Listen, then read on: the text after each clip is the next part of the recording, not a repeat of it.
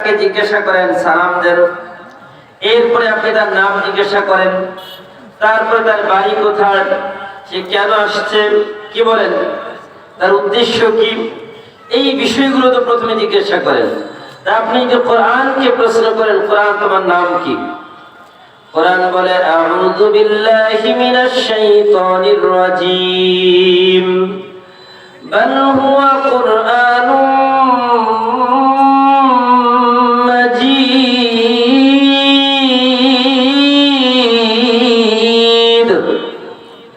কোরআন বলে আমার নাম হচ্ছে কুরআনুম মাজিদ।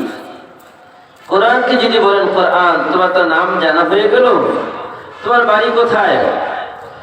কোরআন বলে ফি লাওহিম মাহফুজ, আমার বাড়ি হচ্ছে ৭ আসমানের উপরে লাওহে মাহফুজে। এবার যদি কোরআনকে বলেন কোরআন, তোমাকে কে পাঠিয়েছে, তুমি কার পক্ষ থেকে এসেছো? কোরআন বলে তানজিলুম মির রাব্বিল আলামিন, মহাবিশ্বের প্রতিপালক মহান রব্বুল আলামিনের পক্ষ থেকে আমি নাজিল হয়েছি। এবার যদি কোরআনকে বলেন কোরআন, তোমাকে কে নিয়ে এসেছে? তুমি কি নিজে নিজে এসেছো নাকি কেউ তোমাকে নিয়ে এসেছে? কোরআন বলে নাযালা বিহি রূহুল আমিন, কোরআন বলে যে না, আমি একা আসি নাই, আমাকে একজন বিশ্বস্ত শক্তিশালী একজন বার্তাবাহক আমাকে নিয়ে এসেছে। এবার কোরআন যদি বলেন কোরআন, তুমি কোথায় এসেছো? জমিনে, পাহাড়ে, মাটিতে, সমুদ্রে, গাছপালায়? কয় যে না। আল্লাহ পাক রব্বুল আলামিন তার উত্তর দেন, আলা কলবিকা লিতাকুনা মিনাল মুনযিরিন।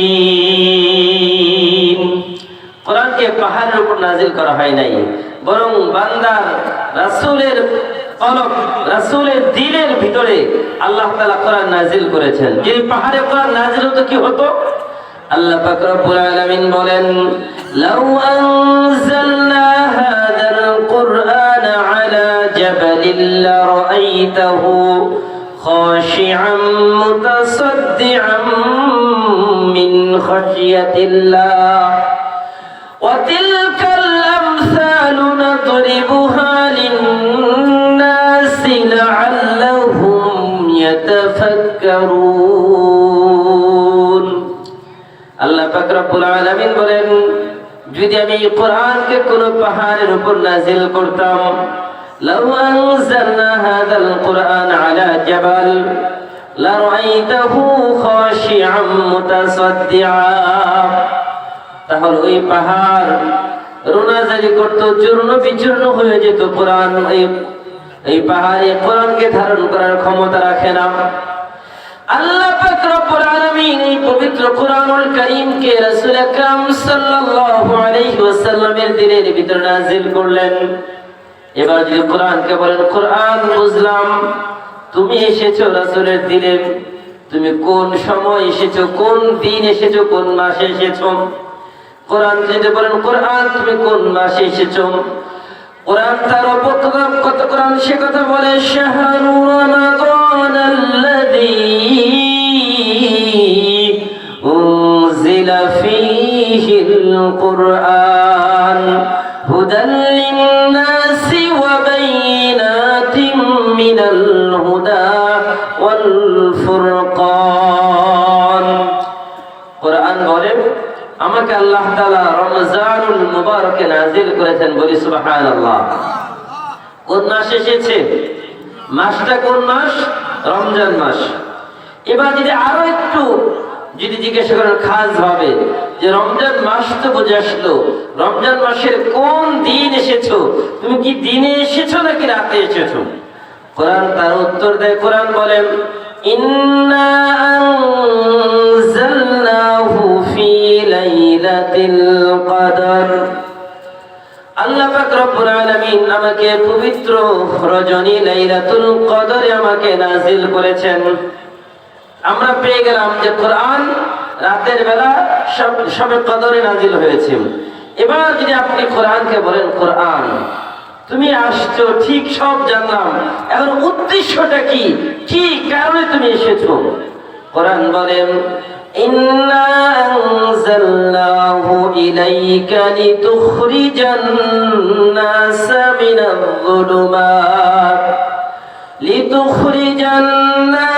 মিনাল যুলুমাতি ইলান নূর বিইذনি রাব্বিহিম ইলা সিরাতিল আজিজিল হামিদ।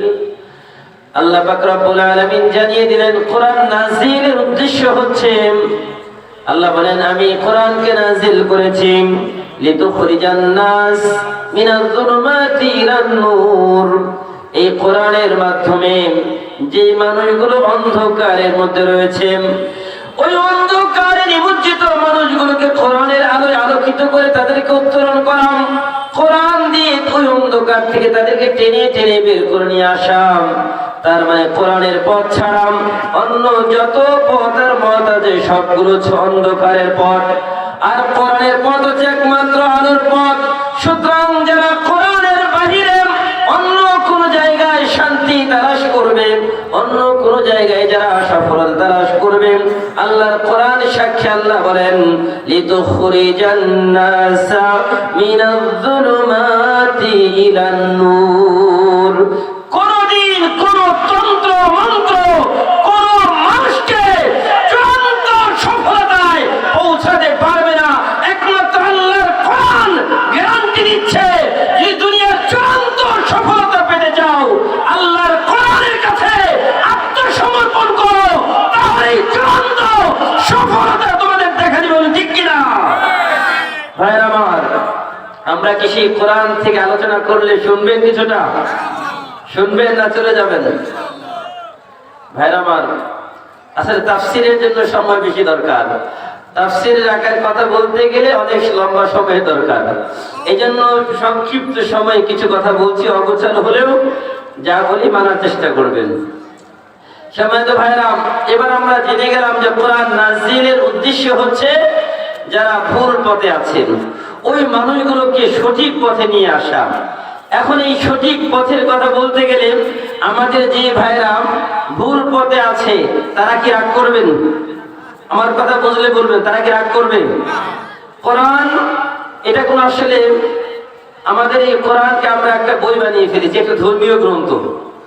মানুষ মারা গেলে তার বাড়িতে বসে কোরআন পড়া হয়।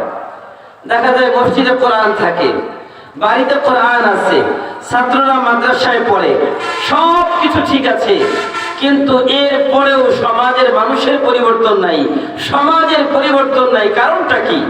কারণ কোরআনের কিছু হক রয়েছে। এক নম্বর মনে রাখবেন, কোরআনের কিছু হক।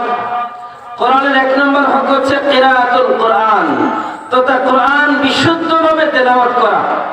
দুই নম্বর তিলাওয়াতুল কোরআন, কোরআন তেলাওয়াত করা। এগুলো প্রত্যেকটার পিছনে আমার দলিল আছে, কিন্তু দলিল দিতে সময় লাগবে, দলিল দিচ্ছি না।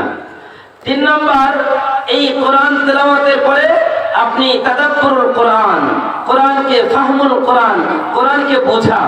চতুর্থ নম্বর তাদাব্বুরুল কোরআন, কোরআন নিয়ে গবেষণা করা। পঞ্চম নম্বর আমালুল কোরআন, কোরআনের উপর আমল করা। ষষ্ঠ নম্বর ইকামাতুল কোরআন, কোরআনে যা আছে এটাকে জমিনে বাস্তবায়ন করা। এই যে এই ফুলের টব আছে, এটা এই ফুল আর আসল ফুল দুইটা কি সমান? বলেন না কেন সমান? দেখতে একরকম, তাই না? দেখতে একরকম। এই ফুল আর গাছের ফুল দেখতে একরকম, কিন্তু দুইটার ঘ্রাণ কি সমান? বলেন না কেন সমান? এখন কোরআনের মধ্যে এই কালো কালো অক্ষরে যা লেখা আছে এগুলো যদি সারা জীবন এই কোরআনের মধ্যে থাকে, এগুলো যদি জমিনে বাস্তবায়ন না হয়, তাহলে জমিনের মানুষের মধ্যে পরিবর্তন হবে? বলেন পরিবর্তন হবে? রাসূল আকরাম সাল্লাল্লাহু আলাইহি ওয়াসাল্লাম এমন একটা সময় আবির্ভূত হয়েছেন যে সময়ে মানুষ মারামারি, হানাহানি, কাটাকাটি, যে সময় মানুষ জুয়া, সকল অন্যায় অনাচার, যত ধরনের অন্যায় অনাচার আছে সকল অন্যায়ের মধ্যে লিপ্ত ছিল। আর এই অন্যায় অনাচারকে দূরীভূত করার জন্যই আল্লাহ পাক রব্বুল আলামিন নবী মুহাম্মদুর রাসূলুল্লাহ সাল্লাল্লাহু আলাইহি ওয়াসাল্লামকে পাঠালেন এই পবিত্র কোরআন দিয়ে। এখন যদি তারাও আমাদের মতো এটা বুঝতেন যে কোরআন শুধু তেলাওয়াত করলেই হবে, কোরআন শুধু নিজে পড়লেই হবে, কোরআন শুধু গবেষণা করলেই হবে, কোরআন শুধু বুঝলেই হবে, নিজে আমল করলেই হবে, যদি এতটুকু পর্যন্ত হয় কোনো অসুবিধা আছে? বলেন তো আপনি নিজে কোরআন গবেষণা করেন, কেউ আপনাকে বাধা দিবে? বলেন না, কেউ বাধা দিবে? কোরআন আপনি সারাদিন মানুষকে বোঝান, কেউ আপনাকে বাধা দিবে? কিন্তু কোরআনে আছে, কি আছে? والسارق والسارقة فاقطعوا أيديهما جزاء بما كسبا نكالا من الله والله عزيز حكيم। কোরআনে আছে যদি কোনো নারী এবং পুরুষ চুরি করে তাদের হাত কেটে দাও। কি বলেন তো কি করতে হবে? এখন এই চোর তো অনেক রকম আছে। কিছু চোর আগে তো বাড়িতে শিম কেড়ে চুরি করতো, এখন এটা পাওয়া যায় না। কিছু চোর তো ছিল গরু চুরি করতো, এটাও কমে গেছে। এখন কি চুরি হয়? এখন এই 1000, 2000, 10,000, 20,000 না, এখন 1000 কোটি টাকা, 2000 কোটি টাকা, 20,000 কোটি টাকা দেশের সম্পদ বিদেশে পাড়ি জমায়, দেশের সম্পদ লুণ্ঠন করে বিদেশে বেগমপাড়ায় বাড়ি বানানো হয়, আর এটা তারা নিজেদের একটা ইনকামের সোর্স তৈরি করে ফেলেছে। এখন যারা ব্যক্তিগত সম্পদ চুরি করলে চুরি বলেন, রাষ্ট্রের সম্পদ যারা আত্মসাৎ করেছে, জনগণের সম্পদ এসেছে, মনে করেন কোনো বরাদ্দ এসেছে এলাকায়, এখন ওই বরাদ্দের টাকা যদি কোনো যে দায়িত্বপ্রাপ্ত ইউনিয়ন চেয়ারম্যান, মেম্বার, যদি উপজেলা চেয়ারম্যান, এমপি, মন্ত্রী, প্রাইম মিনিস্টার এরা যদি আত্মসাৎ করে, এটাকে চুরি বলা হবে না? হবে না? কি বলেন? কি বলেন, চুরি বলা হবে কিনা? এখন এই চোরের বিচার কি করবেন? এই চোরের কোনো বিচার আছে? আল্লাহর কোরআন বলে ওয়াসারিকু ওয়াসারিকা, সে নারী হোক আর পুরুষ হোক, এখন ক্ষমতায় তো নারীও যায় পুরুষও যায়। সুতরাং যেই জনগণের মাল আত্মসাৎ করবে, কোরআনের আইন বাস্তবায়ন করতে গেলে তাদের হাত কাটতে হবে। আর এই আইন বাস্তবায়ন করার জন্য আল্লাহর কোরআন সংসদে থাকতে হবে, তাহলেই আল্লাহর আইন বাস্তবায়ন করা সম্ভব। অন্যথায় কোনদিন এরকম লক্ষ কোটি মাহফিল করেও আল্লাহর আইন বাস্তবায়ন করা সম্ভব না। এই জন্য মনে রাখবেন, 6টা 5টা মানলেন, 6 নম্বর ইকামাতুল কোরআন, কোরআনকে জমিনে বাস্তবায়ন করা। আর এটা করার জন্য আল্লাহ রাসূল বদরে গিয়েছেন। এই ইকামাতুল কোরআন, কোরআনকে বাস্তবায়ন করার জন্য আল্লাহ রাসূল উহুদে গিয়েছেন। ইকামাতুল কোরআন, কোরআনকে বাস্তবায়ন করার জন্য আল্লাহ রাসূল হুনাইনে গিয়েছেন। কোরআনকে বাস্তবায়ন করার জন্যই আল্লাহ রাসূল তায়েফে গিয়েছেন, রক্ত ঝরিয়েছেন, কিন্তু কখনো বাতিলের সাথে আপোষ করে নাই। আমরাও দায়িত্বহীন কণ্ঠে স্পষ্ট ভাষায় বলতে চাই, যারা বাতিল আছো তোমরা শুনে রাখো, আমাদের উপরে অত্যাচার আসতে পারে, জুলুম আসতে পারে, সন্তান এতিম হতে পারে, স্ত্রী বিধবা হতে পারে। আল্লাহর কোরআনের ব্যাপারে কারোর সাথে কোনো আপোষ করি নাই, করবো না বলেন ঠিক কিনা?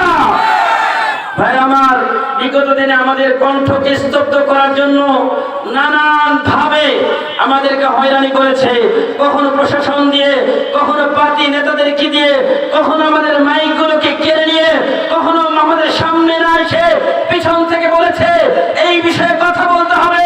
আমরাও দায়িত্বহীন কণ্ঠে বলতে চাই, এই বাংলার জমিন 24-এর পরে যেইভাবে উন্মুক্ত হয়েছে, আল্লাহর কোরআনের জন্য যেইভাবে উর্বর হয়েছে, এক একটা মাহফিলে 10 লক্ষ 20 লক্ষ মানুষ দেখে কিছু মানুষের মাথা পাগল হয়ে গেছে, তারা উল্টা পাল্টা বলা শুরু করে দিয়েছে। আমরা মনে করি এটা খুব ভালো দিক।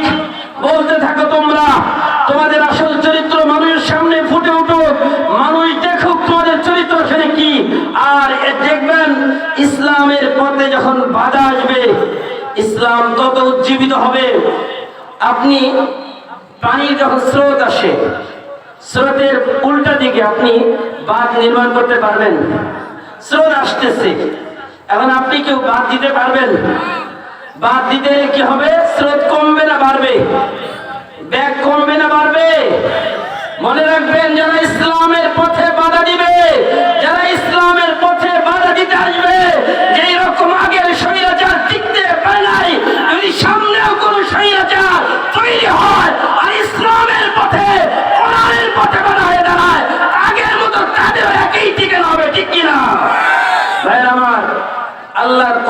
আমাদেরকে বলে ইকামাতুল কোরআন, কোরআন তোমরা কায়েম করো। আল্লাহ পাক রব্বুল আলামিন বলেন ইয়া আইয়ুহান নাস উবুদু রাব্বাকুম আল্লাযী খালাকাকুম ওয়াল্লাযীনা মিন ক্বাবলিকুম লাআল্লাকুম তাত্তাকুন। আল্লাহ পাক রব্বুল আলামিন বলেন হে মানব সকল, তোমরা সেই রবের ইবাদত করো যিনি তোমাদের সৃষ্টি করেছেন। আমাদের সৃষ্টি করেছেন কে বলেন তো সবাই? চিল্লায় বলতে হবে কে? আল্লাহর নাম নিতে ভালো লাগে না খারাপ লাগে? এটা মহব্বতের সাথে বলতে হবে আমাদের সৃষ্টি করেছেন কে? আল্লাহ। ভাইরা আমার, যে আল্লাহ আমাদের সৃষ্টি করেছেন সে আল্লাহর হুকুম পালন করার দরকার আছে না নাই?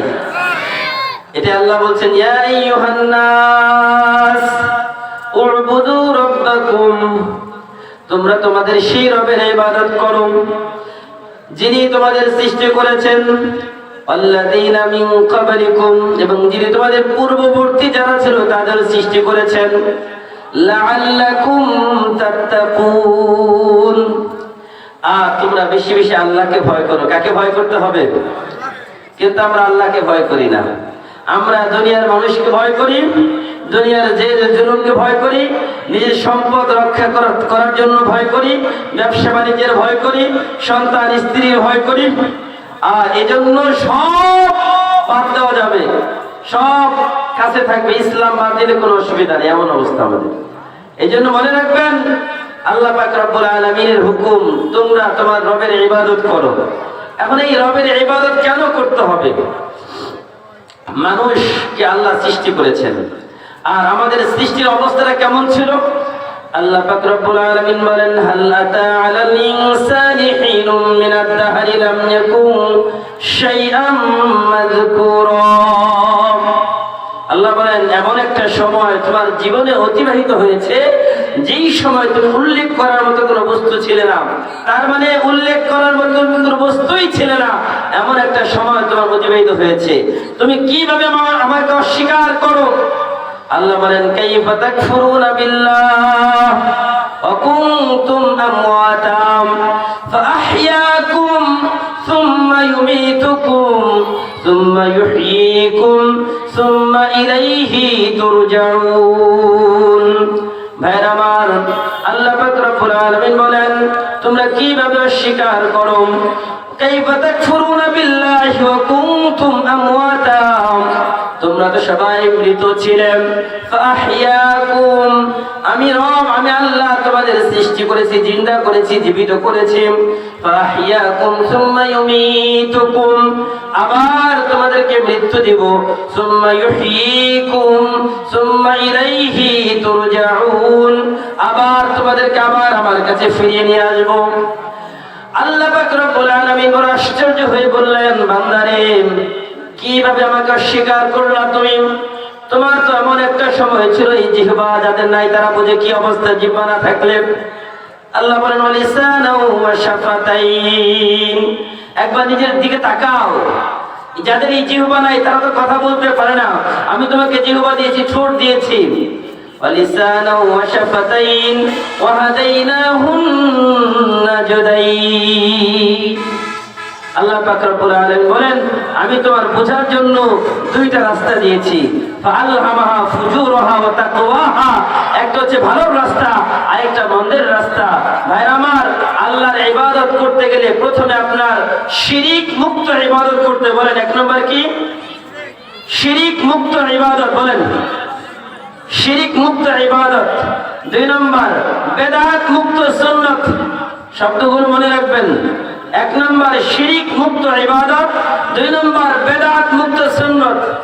যেখানে সুন্নাত থাকবে সেখানে বেদাত থাকবে না, যেখানে যেখানে শিরিক থাকবে সেখানে তাওহীদ থাকবে না, আর যেখানে তাওহীদ থাকবে সেখানে শিরিক থাকবে না। তাওহীদের দুই একটা দৃষ্টান্ত আপনাদের সামনে তুলে ধরতে চাই। ভাইরা আমার, আল্লাহ পাক রব্বুল আলামিন এক, এ তো অসংখ্য কোরআনের দালিলিক প্রমাণ আছে। দুই একটা বাস্তব দৃষ্টান্ত আপনাদের সামনে তুলে ধরি। খলিফা হারুন রশিদ ইমাম মালিক রহমতুল্লাহ আলাইহি জিজ্ঞাসা করলেন, ইমাম মালিক, আল্লাহর অস্তিত্বের একটা প্রমাণ আমাকে আপনি দেন।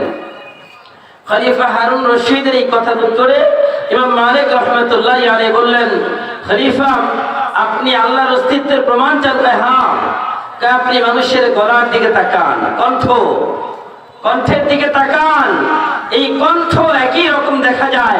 এই কণ্ঠ থেকে আল্লাহ তাআলা লক্ষ কোটি কোটি মানুষের কণ্ঠ আলাদা আলাদা তৈরি হয়। এটা কিভাবে তৈরি হয় একমাত্র আল্লাহই ভালো জানে। কণ্ঠ তো সবার দেখতে একই রকম, আওয়াজ তো একই রকম হওয়ার কথা ছিল। দুনিয়ার ডাইস দেখেন না, ইটের ফার্মা তৈরি করে, একটা ফার্মা তৈরি করলে যেই রকম সবগুলো একই রকম হয়। আপনি একটা যে কোনো জিনিস ডাইস তৈরি করেছেন, ওই ডাইসের ওই মাল তৈরি হবে, বিকল্প হয়। কিন্তু আমাদের এই কণ্ঠ দেখতে সবার একই রকম, কিন্তু আওয়াজ একরকম না আলাদা? বলেন না কেন? ইমাম মালিক বলেন, হারুন রশিদ বাদশাহ, যেই মহান রব এই কণ্ঠটার সবার মেকানিজম এক হওয়া সত্ত্বেও আওয়াজটা আলাদা আলাদা বের করেন, তিনি হচ্ছেন আমাদের সকলের রব। আর এটার মধ্যে কোনো সন্দেহ নেই। বলি সুবহানাল্লাহ।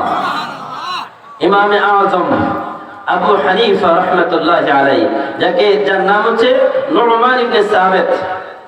ইমামে আযম আবু হানিফা রাহমাতুল্লাহি আলাইহিকে কয়েকজন নাস্তিক প্রশ্ন করলো যে, ইমামে আযম, আল্লাহ যে এক, তার একটা প্রমাণ চাই, আল্লাহর অস্তিত্বের একটা প্রমাণ আপনি দেন। ইমামে আযম বললেন, তোমাদের এই কথার উত্তর দেওয়ার সময় নাই, আমি একটু অন্য চিন্তায় ব্যস্ত আছি। তো তারা বলছে, আপনি এমন কি চিন্তায় আছেন যে আমাদের এত গুরুত্বপূর্ণ প্রশ্নের উত্তর দিতে পারতেছেন না? কি জানো তোমরা? আমি কোন চিন্তায় আছি? বললো, কোন চিন্তায়? ওই দজরা নদীর মধ্যে একটা জাহাজ, বিশাল একটা জাহাজ, এটার মধ্যে মাল বোঝাই করা, স্রোতের উল্টা দিকে চলতেছে, কোনো মাঝি নাই, মাল্লা নাই, কিচ্ছু নাই, কোনো মেশিন নাই, মেশিন ছাড়া উল্টা স্রোতের উল্টা দিকে চলছে।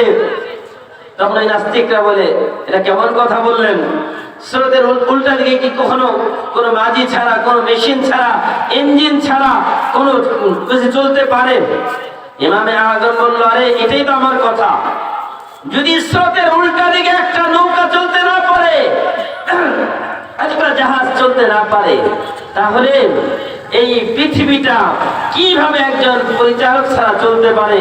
ইন্না ফি খালকিস সামাওয়াতি ওয়াল আরদি ওয়া ইখতিলাফিল লাইলি ওয়ান নাহার লাআয়াতিন লিউলিল আলবাব। তিনি বললেন, এই আসমান জমিনের যা কিছু আছে সব কিছুর একজন পরিচালক আছেন, আর তিনি হচ্ছেন মহান রব, তিনি হচ্ছেন আল্লাহ।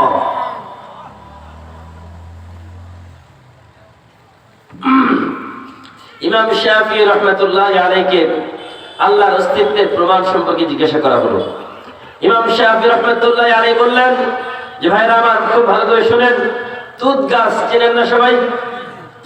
এই রাস্তার ধারে ধারে আগে লাগানো হতো, এখন দেখা যায় না। এই তুত গাছের পাতা রেশম পোকা খেলে তার পেট থেকে সুতা বের হয়। এই তুত গাছের পাতা যদি কোনো মৌমাছি খায়, তাহলে তার পেট থেকে মধু বের হয়। এই তুত গাছের পাতা যদি কোনো গরু ছাগল খায়, তাহলে তার দুধ বেড়ে যায়। এই তুত গাছের পাতা আল্লাহ তাআলা দেখেন, এক একটা প্রাণী খায় এক এক রকম, কিন্তু আল্লাহ তাআলা তাদের এই যে পরিবর্তন, গাছের পাতার কোনো ক্ষমতা আছে? এই গাছের পাতা পোকা খেলে তার পেট থেকে বের হয় রেশম পোকা। এই গাছের পাতা যদি কোনো গরু ছাগল খায়, তার দুধ বের হয়। আর এই গাছের পাতা যদি আবার কোনো মৌমাছি খায়, তার ভিতর থেকে মধু বের হয়। এই যে যিনি এই পরিবর্তনগুলো করেন, তিনি হচ্ছেন রব, তিনি হচ্ছেন মহান আল্লাহ। বলি সুবহানাল্লাহ। ইমাম আহমদ ইবনে হাম্বল, তাকে আল্লাহর অস্তিত্বের প্রমাণ সম্পর্কে একটা দলিল চাওয়া হয়েছে। ইমাম আহমদ ইবনে হাম্বল বললেন, তোমরা আল্লাহর অস্তিত্বের প্রমাণ চাও? বললো যে হ্যাঁ। তখন তিনি বললেন, দেখো, এই যে পৃথিবী, এর মধ্যে একটা এমন একটা বিল্ডিং, যে বিল্ডিংটা হচ্ছে ভিতরে স্বর্ণ দিয়ে বানানো, বাহিরটা রূপা দিয়ে তৈরি করা, কোনো ফাঁক নাই, কোনো দরজা নাই, জানালা নাই, কোনো অক্সিজেন ঢোকার কোনো সুযোগ নাই। যদি এর ভিতরে এই যে বিল্ডিং এর যে উপরে যে রূপা দিয়ে তৈরি করা, এটা যদি ভেঙে দেওয়া হয়, ভিতর থেকে যদি আস্ত একটা প্রাণী, যদি জীবন্ত একটা প্রাণী বের হয়ে আসে, এটা কি সম্ভব? অক্সিজেন ছাড়া মানুষ এক মুহূর্ত বাঁচে না। আর এমন একটা সুরক্ষিত বিল্ডিং এর ভিতরে কিভাবে কোনো প্রাণী থাকতে পারে? বললো যে হ্যাঁ, এটাই তো আমার কথা। একটা ডিমটার উপরটা কেমন হয়? সাদা, ভেতরটা গোল্ডেন সোনার মতো। বললো এটার ভিতরে একটা বাচ্চা কিভাবে তৈরি হয়, যেখানে কোনো অক্সিজেন যায় না, কিছুই যায় না। যেই মহান আল্লাহ এটার ভিতরের বাচ্চাকে বাঁচিয়ে রাখেন, তিনি হচ্ছেন আল্লাহ। একটা একটা করে অনেকগুলো প্রমাণ দেওয়া যায় ভাইয়ের আমার। এরপরে এই আয়াতের তাফসীরের মধ্যে 5টা কথা এসেছে, সংক্ষেপে বলে শেষ করে দিব। এই আয়াতের তাফসীরের মধ্যে মুফাসসিরিনে কিরাম লেখেন, ইয়াহইয়া ইবনে যাকারিয়া আলাইহিস সালাতু ওয়াস সালামকে আল্লাহ তাআলা 5টি আদেশ করেছেন। বলেন কয়টি? সবাই বলবেন কয়টি? ইয়াহইয়া ইবনে যাকারিয়া আলাইহিস সালাতু ওয়াস সালামকে আল্লাহ পাক রব্বুল আলামিন 5টি আদেশ করলেন। আল্লাহ তাআলা এই আদেশগুলো করলেন ইয়াহইয়া ইবনে যাকারিয়াকে আমল করার জন্য এবং বনি ইসরাঈলকে বলার জন্য। কয়েকদিন পর্যন্ত তিনি বলেন নাই। আল্লাহ পাক রব্বুল আলামিন ঈসা আলাইহিস সালাতু ওয়াস সালামের কাছে ওহী পাঠালেন। ওহী পাঠিয়ে তাকে বললেন যে তুমি যাকারিয়াকে জিজ্ঞাসা করো যে আল্লাহ তাআলা আপনার কাছে যে 5টি মেসেজ দিয়েছে, ওই মেসেজগুলোকে আপনি উম্মতকে বলবেন নাকি আমি বলবো? যাকারিয়া আলাইহিস সালাম বলেন, ভাই আর বলার দরকার নাই, আপনি বললে আমি ধ্বংস হয়ে যাব, আমাকে এই জমিন গ্রাস করে ফেলবে, আল্লাহর হুকুম অমান্য হবে। তখন তিনি বললেন ঠিক আছে আমি বলছি। ইয়াহইয়া ইবনে যাকারিয়া আলাইহিস সালাম তিনি সকল উম্মতদেরকে বাইতুল মুকাদ্দাসে রাখলেন। সবাই বাইতুল মুকাদ্দাসে উপস্থিত হয়ে গেল। এবার বাইতুল মুকাদ্দাসে উপস্থিত হওয়ার পরে ইয়াহইয়া ইবনে যাকারিয়া আলাইহিস সালাম তিনি মসজিদের মিহরাবে বসে গেলেন। বসে বললেন, ও আমার উম্মত, আল্লাহ পাক রব্বুল আলামিন তোমাদেরকে 5টি আদেশ করেছেন। কয়টি বলেন? 1 নম্বর, আল্লাহর ইবাদত করো, আল্লাহর সাথে কাউকে শরীক করো না। ওয়াইন কুতিতা হুররিকাতাম, আল্লাহর সাথে শরীক করো না, যদি তোমাকে আগুনে জ্বালিয়ে দেওয়া হয় অথবা তোমাকে কেটে টুকরো টুকরো করে দেওয়া হয়।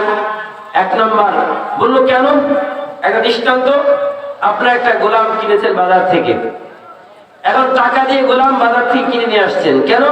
এই গোলাম আপনার জন্য কাজ করে আপনাকে টাকা উপার্জন করে দিবে। আপনি টাকা দিয়ে একজন গোলাম কিনলেন, এই গোলাম যদি আপনার কথা না শুনে অন্য কারোর জন্য কাজ করে, সারাদিন কাজ করে, আর এই টাকা পয়সাগুলো আরেকজনকে দিয়ে দেয়, আপনি কি খুশি হবেন না বেজার হবেন? বলেন না কেন, খুশি না বেজার? তো আল্লাহ তাআলা আমাদের সৃষ্টি করলেন, আল্লাহ তাআলা আমাদের খাবারের ব্যবস্থা করলেন, আল্লাহ তাআলা আমাদের থাকার ব্যবস্থা করলেন, আল্লাহ তাআলা সবকিছু এত সুন্দরভাবে করলেন। করার পরে আমরা আল্লাহর নাফরমানি করি কিভাবে? আল্লাহর নাফরমানি করি কিভাবে? দুনিয়ার মধ্যে আমার গোলাম যদি আমার অবাধ্য হয়, আমি কষ্ট পাই, তাকে বিতাড়িত করে দেই। আমি আল্লাহর যদি নাফরমানি করি, আল্লাহ আমাকে বিতাড়িত করবেন না? করবেন কিনা? দুনিয়ার মধ্যে গাছ, এগুলো 2 প্রকার। কিছু গাছ আছে যেগুলো দিয়ে ফার্নিচার হয়, আর কিছু গাছ আছে যেগুলো ফার্নিচার হয় না, এগুলো লাকড়ি হিসাবে জ্বালিয়ে দেওয়া হয়, আছে না? এখন যেই গাছগুলো ফার্নিচার হয় না, ওই গাছগুলোকে কেউ সারা জীবন এইভাবে রেখে দিবে? এগুলো কি করবে? এগুলো বলবে যে অনুষ্ঠান হচ্ছে, ঠিক আছে অনুষ্ঠানে অনেক লাকড়ি দরকার, এগুলো আগুনে জ্বালাও। এই বান্দাদের মধ্যে, মানুষের মধ্যে থেকে কিছু মানুষ যারা আল্লাহর ইবাদত করবে, আল্লাহর হুকুম মানবে, তাদেরকে আল্লাহ বলবে এরা হচ্ছে জান্নাতের ফার্নিচার। বলেন না কেন? কি এরা জান্নাতের ফার্নিচার হিসেবে এরা জান্নাতে যাবে। আর বাকি যেগুলো আমার হুকুম মানে নাই, আমার ইবাদত করে নাই, এরা কারা? এরা ওই যে দ্বিতীয় দল, যে লাকড়িগুলোকে বিভিন্ন অনুষ্ঠানের সময় মা বোনেরা রান্নার সময় চুলার মধ্যে দিয়ে আগুন জ্বালায়, এরা হচ্ছে ওই চুলার আগুন জ্বালানোর হচ্ছে লাকড়ি। সুতরাং আল্লাহ তাআলার একটা চুলা আছে, আর ওই চুলার নাম হচ্ছে জাহান্নাম। আল্লাহ বলবে ঠিক আছে, ওয়াকুদুহান নাস ওয়াল হিজারা, এইগুলোকে দিয়া ওই চুলার আগুন জ্বালাও। ওই চুলার নাম কি বলেন তো সবাই? বলেন কি? এখন সিদ্ধান্ত আপনার, জান্নাতের ফার্নিচার হবেন নাকি ওই চুলার জাহান্নাম নামক চুলার আগুনের লাঠি হবেন? সিদ্ধান্ত আপনার। কথা কি ক্লিয়ার? কথা ক্লিয়ার কিনা বলেন তো? দ্বিতীয় নম্বর, বলো দ্বিতীয় নম্বর কি? নামাজ আদায় করো। কি করতে হবে? হুজুর সব ঠিক ছিল, এই জায়গাটাতে একটু সমস্যা। কেন? যুবক ওয়াজ শুনতে তো অসুবিধা নাই। যুবক চলো নামাজ পড়তে যাই। হুজুর একটু সমস্যা। কি সমস্যা? পেটটা সমস্যা। ঠিক আছে চলো না ভাই। হুজুর কালকে থেকে পড়বো। কেন? কই যে দাঁড়িয়ে প্রস্রাব করছি, সত্যি কথাটা বলে ফেলি। প্রস্রাব করতে গিয়ে প্যানের মধ্যে একটু লেগে গেছে। আহা আফসোস, আপনি নাপাক শরীর নিয়ে জমিনে হাঁটেন কিভাবে? এমন যুবক আছে না নাই? কি বলেন?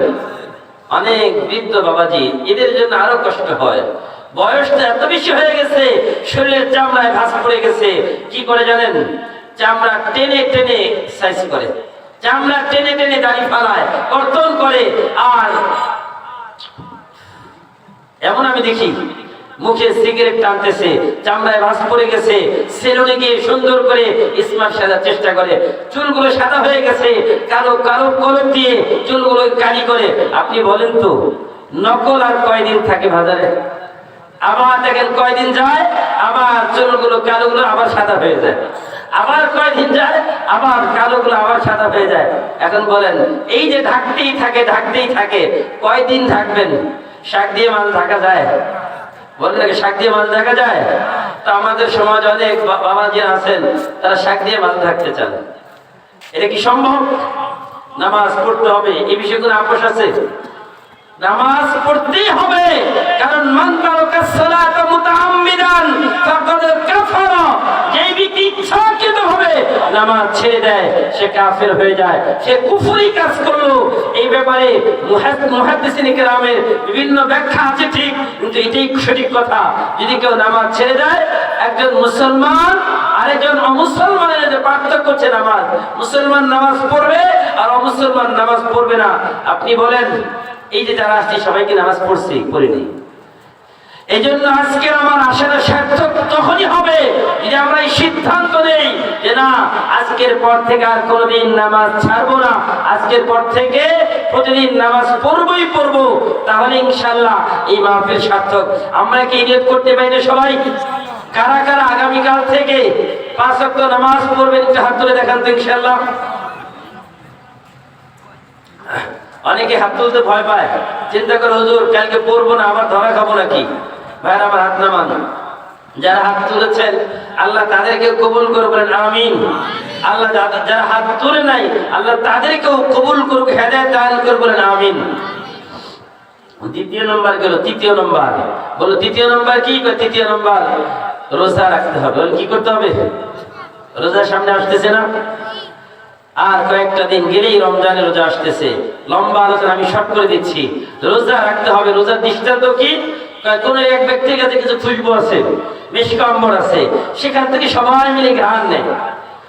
ওই যে রোজাদারের মুখে যে একটা দুর্গন্ধ তৈরি হয়, এই মুখের গন্ধটা আল্লাহর কাছে ওই লক্ষ কোটি দুনিয়ার মিশক আম্বর আর সুগন্ধির থেকেও আল্লাহর কাছে অধিক অধিক প্রিয়। বলি সুবহানাল্লাহ। রোজা রাখবো ইনশাআল্লাহ। প্রত্যেক জিনিসের যাকাত দিতে হয়, জানেন না? এটা শরীরের যাকাত আছে, যাকাতুল আজসাম। শরীরের যাকাত হচ্ছে আস-সাওম। শরীরের যাকাতের নাম কি বলেন সবাই? রোজা। শরীরের যাকাতের নাম রোজা। বলেন শরীরের যাকাতের নাম কি? রোজা। বলেন কি? রোজা। সুতরাং রোজা রাখবো ইনশাআল্লাহ। এরপরে চতুর্থ নাম্বার সাদাকা, আল্লাহর রাস্তায় দান করা। দান করলে কি লাভ? মুফাসসিরিনরা আমাকে দৃষ্টান্ত দিয়েছেন, বললো যে কেউ আপনাকে ধরে বেঁধে নিয়ে যাচ্ছে, এখন আপনাকে নিয়ে যাচ্ছে, আপনাকে খতম করে দিবে, এখন আপনাকে বলছে মুক্তিপণ দাও। মাঝে মাঝে দেখেন এরকম ছেলেকে নিয়ে গেছে বাবার কাছে ফোন যে মুক্তিপণ 10 লাখ দেন তাইলে মুক্তি দিব, আছে এমন? তো আল্লাহ রাসূল বলেন যে এই যে সাদাকা দেওয়া এটা হচ্ছে মুক্তিপণ। এটা কি বলেন? মুক্তিপণ। যদি কেউ আল্লাহর রাস্তায় দান করে আল্লাহ তাআলা তার মুক্তির ব্যবস্থা করে দিবে। সুবহানাল্লাহ।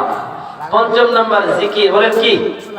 বেশি বেশি জিকির করতে হবে, বেশি বেশি জিকির করতে হবে। জিকিরের দৃষ্টান্ত হচ্ছে, মনে করে একটা বিশাল একটা জেলখানার ভিতরে আপনাকে আটকিয়ে ফেলেছে, ওই জেলখানা থেকে আপনাকে বের হওয়ার জন্য কিছু অস্ত্রের দরকার, কিছু আপনার পাথেয় দরকার, কিছু টাকা পয়সার দরকার। তো আল্লাহর এই জিকিরের মাধ্যমে আল্লাহ তাআলা ওই জাহান্নাম এবং ওই দুনিয়ার জেলখানা নামক যে জাহান্নাম আছে ওইখান থেকে আল্লাহ আপনাকে মুক্ত করে দেবে। বলি সুবহানাল্লাহ। ভাইরা আমার, এই পাঁচটা তো জাকারিয়া আলাইহিস সালামকে আল্লাহ আদেশ করলেন। আমার রাসূল বলেন যে ও আমার উম্মত, এই পাঁচটা তো জাকারিয়াকে আল্লাহ আদেশ করেছে, আমাকে আল্লাহ পাঁচটা আদেশ করেছে। কয়টা? এক নম্বর আল জামাআহ, শরীক সবাই ঐক্যবদ্ধ থাকবে, পৃথক পৃথক হওয়া যাবে না। ওয়ালা তাফাররাকু, নিজেদের বিভেদ সৃষ্টি করা যাবে না। সমাজের মধ্যে কিছু মানুষ আছে কিছু কথায় কথায় মসজিদ ভাগ করে ফেলে, কথায় কথায় সমাজ আলাদা হয়ে যায়। কিছু মানুষ আছে কথায় কথায় মানুষের থেকে আলাদা হয়ে যায়, কথা বন্ধ করে দেয়। আল্লাহ রাসূল বলেন আল জামাআ, সবাই ঐক্যবদ্ধ থাকো, পৃথক হয়ো না, সবাই সমষ্টিগতভাবে থাকো। কেন? মানে সাদা সুদা ফিন্নার, যে ব্যক্তি একা হয়ে যায় সে জাহান্নামে চলে যায়। কারণ একজন মানুষ দলবদ্ধ আছে, একটা আক্রমণ আসতেছে, একটা মনে করেন একটা বিশাল বাঘের একটা দল মানুষকে আক্রমণ করতে আসতে, যদি একা হয় সে বাঁচতে পারবে? আর যদি 10 জন একসাথে থাকে তাদেরকে প্রতিহত করা সম্ভব কিনা? আপনারা পড়েছেন, বইয়ের মধ্যে এসেছে। সন্তানদেরকে শিক্ষা দেওয়ার জন্য বলছি, সন্তান, কোন একজন বাবা তার সন্তানকে 10টা লাঠি একসাথে দিলেন, দিয়ে তাদেরকে বললেন এগুলো তোমরা ভাঙ্গো। কয় যে ভাঙ্গা সম্ভব না। একটা একটা দিলেন, ভাঙ্গো। হয়তো সম্ভব, একটা একটা ভেঙে ফেলেছে। এটা দিয়ে আমাদের কি শিখালেন? আমাদেরকে শিক্ষা দিলেন যে তোমরা আলাদা আলাদা হয়ে যাও। ও মুসলিম জাতি, যতদিন পর্যন্ত তোমরা ঐক্যবদ্ধ থাকবে ততদিন পর্যন্ত কোন অমুসলিম, কোন হানাদারবাহী, কোন কি কেউ তোমাদের উপরে জুলুম করতে পারবে না, তোমাদের দিকে বাঁকা চোখে তাকাতে পারবে না। আর যখনই তোমরা বিভিন্ন ভেদাভেদ সৃষ্টি করবে, নিজেদের মধ্যে তাফরীক সৃষ্টি করবে, তখনই তোমাদের উপরে বিভিন্ন ভাবে বিভিন্ন আক্রমণ আসবে, বিভিন্ন অপবাদ আসবে, এগুলো প্রতিহত করতে পারবে না। এই জন্য আমাদের সবাইকে ঐক্যবদ্ধ থাকতে হবে। রাজি আছি ইনশাআল্লাহ? 2 নম্বর আসসুমা, নেতার কথা শুনতে হবে মনোযোগ দিয়ে। বলেন কি নেতার কথা? আপনারা কি রাগ করতেছেন? 2 নম্বর নেতার কথা শুনতে হবে। 3 নম্বর আল ইতাআ, নেতার আনুগত্য করতে হবে। এখন প্রশ্ন হচ্ছে, হুজুর কোন নেতার কথা শুনবো, কোন নেতার আনুগত্য করব? প্রশ্ন আসে এটা। এই কথাগুলো ক্লিয়ার করে দিই। আসলে وجعلناهم أئمة يهدون بأمرنا وأوحينا إليهم فعل الخيرات وإقام الصلاة وإيتاء الزكاة وكانوا لنا عابدين। আল্লাহ বলে আমি তাদেরকে নেতা বানাই। কাদেরকে জানেন? وجعلناهم أئمة يهدون بأمرنا وأوحينا إليهم فعل الخيرات, যারা মানুষের কাছে ভালোর কথা বলে, কল্যাণের কথা বলে। ওয়া ইকামিস সালাহ, জমিনের মধ্যে নামাজ কায়েম করে। ওয়া ইতাইজ যাকাত, এবং যারা যাকাত প্রতিষ্ঠিত করে, যাকাত আদায় করে। ওয়া কানু লানা আবিদিন, শুধু মুখে বলে না, নিজেরাও ইবাদত করে, মানুষকে ইবাদতের কথা বলে। যারা ওই রকম নেতা হবে তাদের কথা মানবেন। আর যে নেতা নিজে নামাজ পড়ে না, যে নেতা নিজে সুন্নতে ধার ধারে না, যে নেতা আযান হওয়ার পরেও কখনো নামাজে দাঁড়ায় না, ওই নেতার কথা শোনা যাবে? কি বলেন? ওই নেতার পিছনে যাওয়া যাবে? আল্লাহ পাক রব্বুল আলামিন বলেন রব্বানা সাদাতানা ওয়া কুবারানা ফাদাল্লুনা সাবিলা রব্বানা আতিহিম যিফাইন মিনাল আযাব ওয়ালআনহুম লা'নান কাবীরা। কিয়ামতের ময়দানে দলের কর্মীরা আল্লাহর কাছে বলবে, আল্লাহ, ও আল্লাহ, ওই নেতার আনুগত্য করেছিলাম, ওই নেতার আনুগত্য করতে গিয়ে নেতা আমাকে বিভিন্ন অপরাধের হুকুম দিয়েছে, অপরাধগুলো করেছি। আল্লাহ, যদি আমাকে জাহান্নামে যেতে হয়, প্রথমে আমার সাদাতানা ওয়া কুবারানা, 1 নম্বর নেতার কথা বলেছে। ওই নেতা আমাকে পথভ্রষ্ট করেছে, ওই নেতা আমাকে ভুল পথে পরিচালিত করেছে। অকুবারানা, এবং যারা আমার বড় ছিল তারা আমাকে ভুল পথে পরিচালিত করেছে। ফাদাল্লুনা সাবিলা, তারা আমাদেরকে গোমরাহ করেছে। যদি আমাকে জাহান্নামে যেতে হয়, একা যাব না। রব্বানা আতিহিম যিফাইন মিনাল আযাব ওয়ালআনহুম লা'নান কাবীরা। আল্লাহ, যদি আমাকে জাহান্নামে দেন দেন, কোনো অসুবিধা নাই, কিন্তু আমাকে জাহান্নামে দেওয়ার আগে যাদের কারণে আমি জাহান্নামে যাচ্ছি তাদেরকে আগে ডবল শাস্তি দেন। বাঁচার উপায় আছে? বাঁচার উপায় আছে নাকি? ইয়াউমা নাদউ কুল্লা উনাসিম বিইমামিহিম, যারা আনুগত্য করবেন, নেতার পেছনে দৌড় চলবেন, খুব সাবধান, এই আয়াত মনে রাখবেন। আল্লাহ বলে ইয়াউমা নাদউ কুল্লা উনাসিম বিইমামিহিম। আহা, আল্লাহ বলে কিয়ামতের ময়দানে প্রতিটা মানুষকে আল্লাহ নেতা সহ ডাকবেন। কি সহ বলেন সবাই? এগুলোকে আমার কথা বলতেছি, একটা কথা নিজের থেকে বলতেছি না, যাতে আপনাদের কোনো সন্দেহ না হয়, যাতে কোনো সন্দেহ না হয় আপনাদের। এই জন্য প্রতিটা কথা রেফাদা সহ বলতেছি। এই যে বক্তব্য রেকর্ড হচ্ছে, আপনারা বাড়িতে গিয়ে খুঁজবেন এই আয়াতগুলো ঠিক আছে কিনা। ইয়াউমা নাদউ কুল্লা উনাসিম বিইমামিহিম, কিয়ামতের ময়দানে আল্লাহ পাক রব্বুল আলামিন প্রতিটা মানুষকে তার নেতা সহ ডাকবেন। এখন আপনার নেতা যদি হয় কেমন বেনামাজি, আপনার নেতা যদি হয় সুদখোর, আপনার নেতা যদি হয় ঘুষখোর, আপনার নেতা যদি হয় মসজিদ বিরোধী, আপনার নেতা যদি হয় ইসলাম বিরোধী, আপনার নেতা যদি হয় মাহফিল বিরোধী, কোরআন বিরোধী, আলেম ওলামা বিরোধী, মসজিদ বিরোধী, মাদ্রাসা বিরোধী, ওই নেতার ঠিকানা কোথায় হবে ভাবেনি বলে? ওই নেতার পিছনে যাবেন তো যাবেন।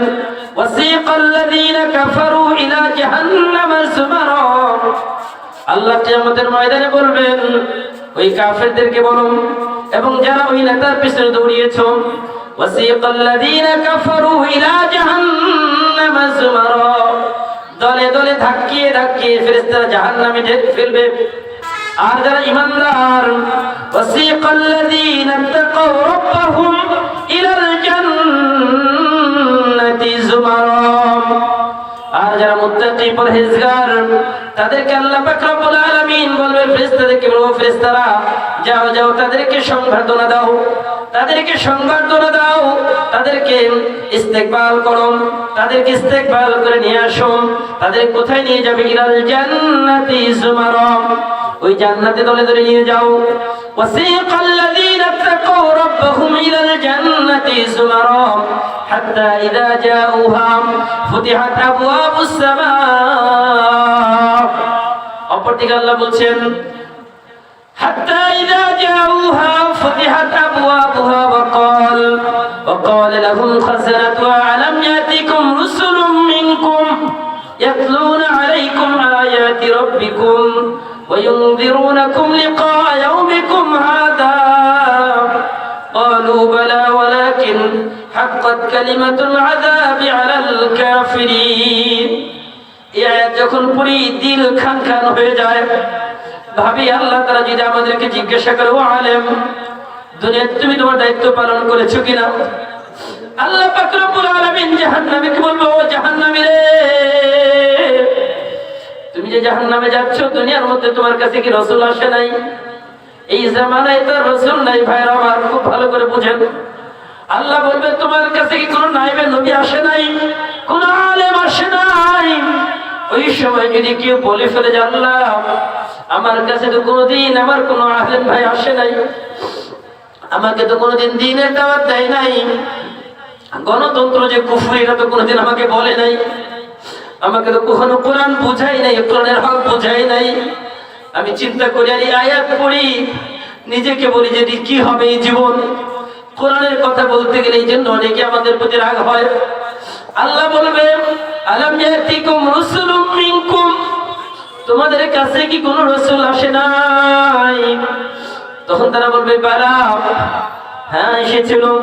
ওয়ালাকিন হাক্কাত কালিমাতুল আযাব আলাল কাফিরিন, আল্লাহর চূড়ান্ত ফয়সালা যা হতা হয়ে যাবে।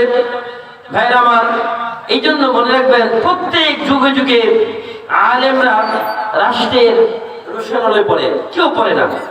শুধু আলেমরা সব যুগে যেই ক্ষমতায় আসুক, সকল ক্ষমতার বিপরীতে গিয়ে আলেমরা জুলুমের শিকার হয় কেন? আল্লাহ বলেন, ওয়ামা নাকামু মিনহুম ইল্লা আইয়ুমিনু বিল্লাহিল আজিজিল হামিদ। আল্লাহ পাক রব্বুল আলামিন বলেন তাদের অন্য কোনো অপরাধ ছিল না, একমাত্র অপরাধ তাদের এটাই ছিল, তারা আল্লাহ আল্লাহ রাসূলের কথা বলেছে, কোরআনের কথা বলেছে, এটাই অপরাধ, অন্য কোনো অপরাধ না। আমাদের অন্য কোনো অপরাধ আছে ভাই আমার? এই জন্য বলছিলাম নেতার আনুগত্যতা শুনতে হবে, নেতার আনুগত্য করতে হবে। 4 নম্বর আল হিজরত ইলাল্লাহ, আল্লাহর রাস্তায় হিজরত করতে হবে। কখন? যেই জায়গায় ইসলাম পালন করা সম্ভব না, যেই জায়গায় ইসলাম পালন করা সম্ভব হচ্ছে না, ওই জায়গায় আপনি তখন হিজরত করবেন, যেখানে আপনি দ্বীন পালন করতে পারবেন। আল্লাহ বলেন ওয়ারদুল্লাহি ওয়াসিআ ইন্নামা ইউফাস সাবিরুনা আজরুহুম বিগাইরি হিসাব। আল্লাহর জমিন বড় প্রশস্ত। আর চতুর্থ 5 নম্বর আল জিহাদু ইলা ফি সাবিলিল্লাহ, আল জিহাদু ফি সাবিলিল্লাহ, আল্লাহর রাস্তায় জিহাদ করতে হবে। ভাইরা আমার, আল্লাহর রাস্তায় জিহাদ করতে হবে দ্বীন কায়েমের জন্য, ইসলাম কায়েমের জন্য। যদি জীবন দিতে হয়, রক্ত দিতে হয়, জান দিতে হয়, মাল দিতে হয়, আল্লাহর রাস্তায় নিজেকে কুরবানি করতে হয়, কারা কারা রাজি তো হাত তুলে আল্লাহকে দেখায়। আল্লাহ তাআলা আমাদের সকলকে কবুল করুন। চালু করুন।